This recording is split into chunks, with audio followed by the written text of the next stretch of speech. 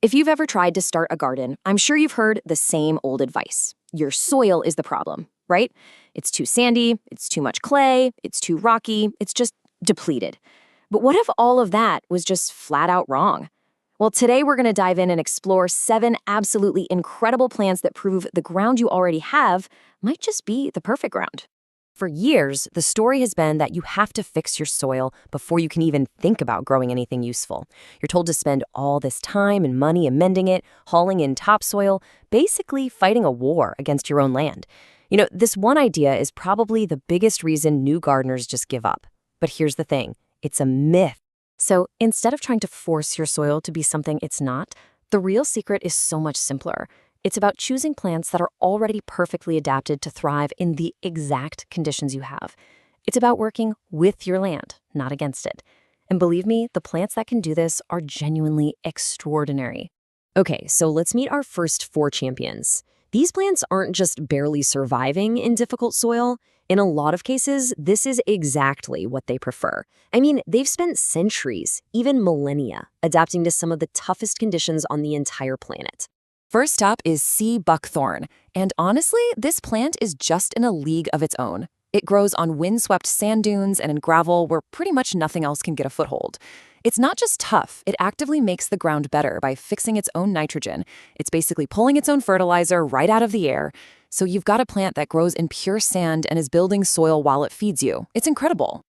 And for all that toughness, you get these berries that are absolute nutritional powerhouses. Get this. Research shows they can have 200 times the vitamin C of an apple. 200. They also have all 4 omega fatty acids, 3, 6, 7, and 9, which is almost unheard of in the plant kingdom. This isn't just food. This is legit medicine growing in the worst soil you can imagine. All right, let's move on to a North American native, the beach plum. This shrub literally grows in sand dunes, just feet from the ocean, getting blasted with salt spray all season long. And it doesn't just hang on. It produces these little dark purple plums with this amazing complex flavor. Plus, it's packed with anthocyanins. Those are the powerful antioxidants you find in blueberries that are linked to protecting our brains as we get older. This brings us to a plant that thrives in some of the most difficult soil on the planet, the tepary bean. It was domesticated in the Sonoran Desert about 5,000 years ago, so it has spent millennia learning how to grow in extreme heat and drought. It can produce a full harvest from a single rainfall. This is why it's a perfect example of a climate adaptation crop, a plant from our past that holds the keys to our future. And it's a big deal for people with type 2 diabetes, as studies show it causes a much lower blood sugar spike than regular beans. Have you ever looked at a patch of gravel or rocks and just thought, nope, nothing can grow here? Well, sea kale does. It actually grows in pure shingle on European coastlines. And once you get it established, this thing is a perennial that can live for decades. Its blanched spring shoots are a gourmet vegetable. They taste like a cross between asparagus and hazelnuts. It literally turns unplantable ground into a source of unique, super healthy food. But the list doesn't stop there, not even close. Let's look at 3 more plants that pretty much laugh in the face of so-called bad soil, from the absolute coldest climates to the most worn-out ground you can find. Meet the Siberian pea shrub. The name really tells you a lot. This plant is tough. We're talking zone 2 hardy. That means it thrives in conditions that will kill most trees. But it's also incredibly generous. The cooked seeds are around 36% protein, and it's loaded with B vitamins and minerals. And all the while, the plant is just pumping nitrogen into the soil, making things better for everything around it. It is a true workhorse for any harsh climate. A lot of people think of persimmons as some exotic, fussy fruit, but they are one of the most soil-tolerant fruit trees you can possibly grow. Between the Native American persimmon and its Asian cousin, you can pretty much cover the entire continental United States. And here's their shared superpower. They just aren't picky. They'll grow in heavy clay, pure sand, or rocky ground, and still give you that sweet, honey-like fruit that recent studies have shown can even help lower bad cholesterol. And finally, the goji berry. It's been used for over 2,000 years in Chinese medicine as a longevity tonic. And what's so fascinating is how modern, peer-reviewed science is actually backing this up. Clinical trials have shown its compounds can help protect against age-related vision loss and even improve blood glucose control in patients with type 2 diabetes. And it does all this while growing in the kind of dry, alkaline, sandy soil that most gardeners would just write off completely. So after looking at these 7 amazing plants, it really forces you to reconsider everything we've been told about gardening.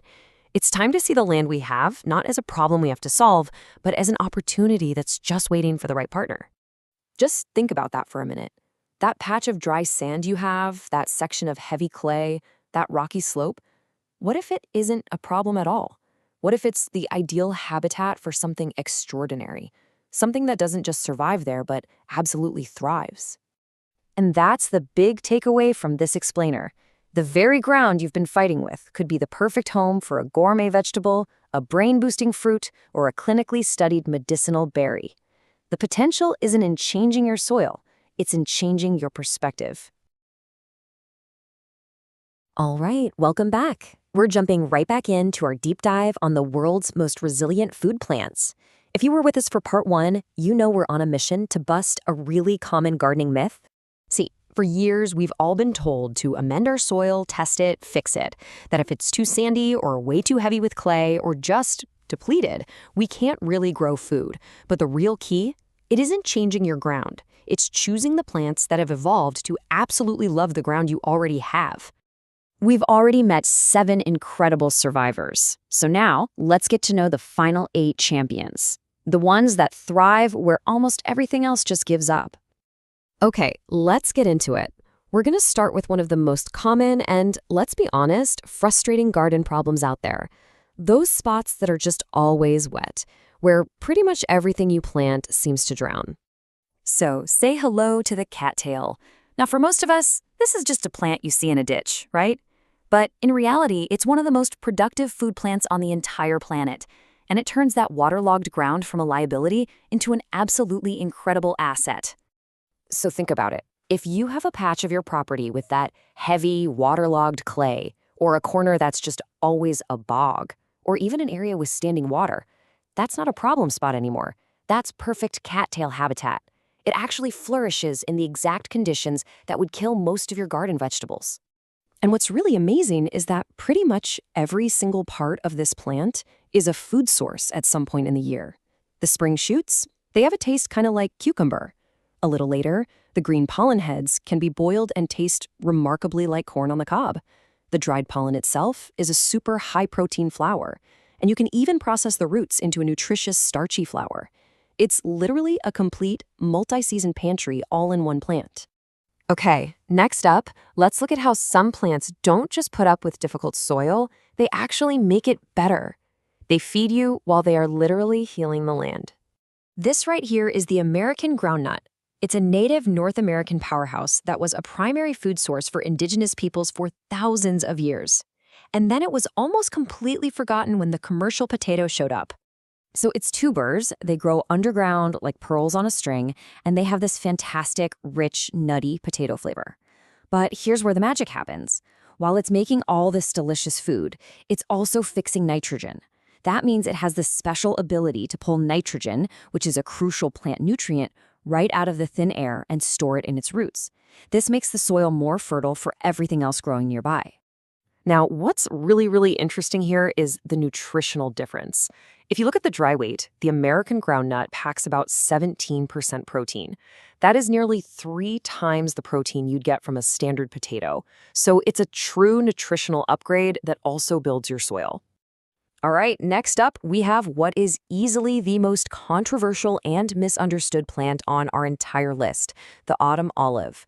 In a lot of official circles, this plant is basically public enemy number 1. It's listed as a noxious weed in a bunch of states, and it grows aggressively, in pure sand, gravel, along degraded roadsides. Most people are actively trying to kill this thing. So why on earth are we talking about it like it's a valuable crop? Well, because behind that weedy reputation, it's hiding one of the most nutritionally powerful fruits you can possibly grow. Okay, let's just put this into perspective for a second. We all know tomatoes, right? They're famous for their lycopene content, which is a powerful antioxidant linked to reduced cancer risk. So let's compare the lycopene in a tomato to the lycopene in one of these little autumn olive berries. And here's the secret. According to the research, autumn olive berries contain 17 times the lycopene of raw tomatoes. I'm not talking 17% more. I mean 17 times more. So the crucial point here is that this so-called pest is actually a nitrogen-fixing, soil-building plant that produces a genuine superfruit. The seeds are rich in omega-3s, the berries are loaded with vitamin C and E, and it's just packed with other beneficial compounds. It is a medicine-grade food that most people are trying to eradicate. It's wild. Let's switch gears and talk about staple foods. Most of us assume that growing grains requires these meticulously prepared, fertile fields.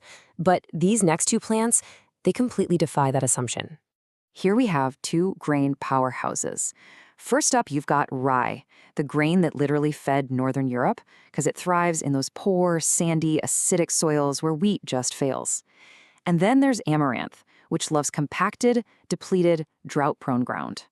And what's absolutely extraordinary about amaranth is that its seed is a complete protein. It contains all 9 essential amino acids, which is a serious rarity in the plant kingdom.